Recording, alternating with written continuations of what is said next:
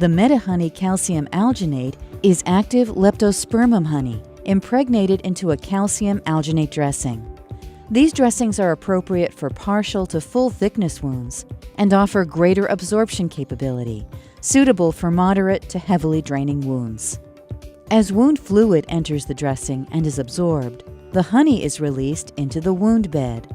Medihoney calcium alginate dressings must stay within the wound edges to avoid peri-wound maceration and must be used with a secondary cover dressing.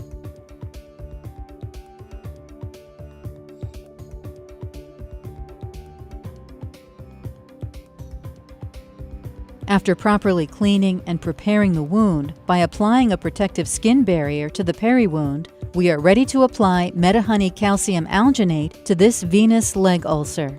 Before opening the dressing, fold the dressing back and forth in both directions to make it soft and pliable.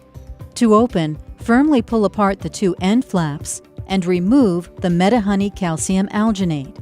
Before cutting, assess the correct size needed for the wound, as you want the product to be completely inside the wound edges and not overlapping onto healthy peri-wound skin.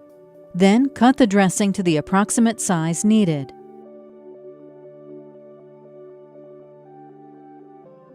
Gently place it onto the wound bed.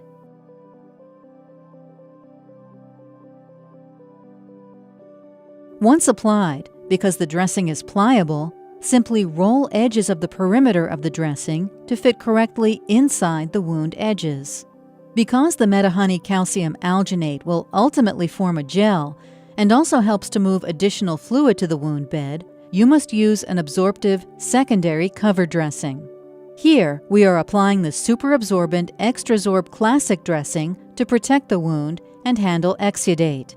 We affix the Extrasorb Classic with tape, making sure it's firmly in place.